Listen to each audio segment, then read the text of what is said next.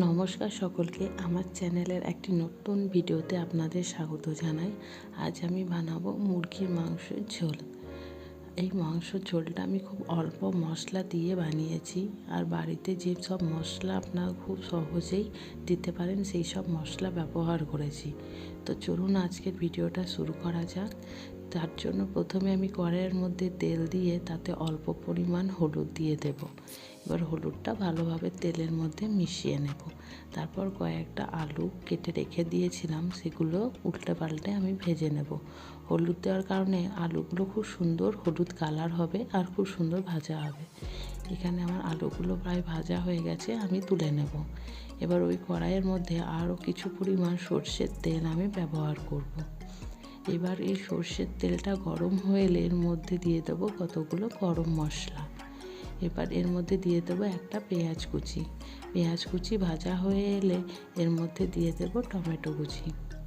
Tomato কুচিটা আমি half ব্যবহার করেছি, হাফ টমেটো কুচি এর মধ্যে আমি দিয়ে আরও কিছু পরিমাণ লবণ দিয়ে ভালোভাবে ভেজে নেব। এবার দিয়ে দিচ্ছি আদা রসুন বাটা। 4 চামচ মতো আদা রসুন বাটা আমি এখানে ব্যবহার করেছি। সব মশলা ভালোভাবে ভাজা হয়ে এলে এর মধ্যে দিয়ে দেব আরও কিছু পরিমাণ জল। সব মশলা সেদ্ধ হয়ে এলে এবার দিয়ে দেব হলুদ গুঁড়ো, লঙ্কা গুঁড়ো আর চিকেন মশলা।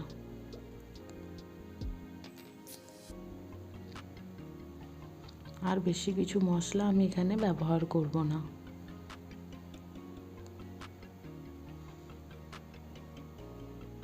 সব কিছু মশলা আমি ভালোভাবে কষিয়ে নেব।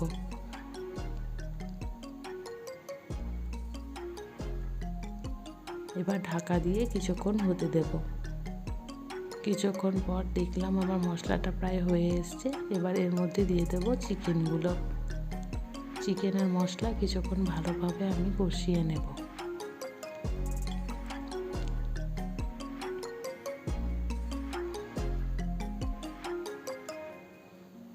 এবার এর মধ্যে দিয়ে দেবো ভেজে রাখা আলু। সব কিছু আমি মশলার সাথে ভালোভাবে মিশিয়ে নেব, দিয়ে ঢাকা দিয়ে কিছুক্ষণ হতে দেব। কিছুক্ষণ পর এই যে আমার হয়ে গেছে প্রায়। এবার এর মধ্যে আমি গরম জল ব্যবহার করব। ঠান্ডা জল ব্যবহার করবেন না, এখানে গরম জলটাই ব্যবহার করবেন। এবার এর মধ্যে দিয়ে দেবো স্বাদ অনুসারে লবণ। সব কিছু ভালোভাবে সেদ্ধ হতে দেব। এই যে এখানে আমার চিকেনটা প্রায় একদম তৈরি হয়ে এসছে। এবার এর মধ্যে দিয়ে দেবো কেটে রাখা ধনেপাতা কুচি।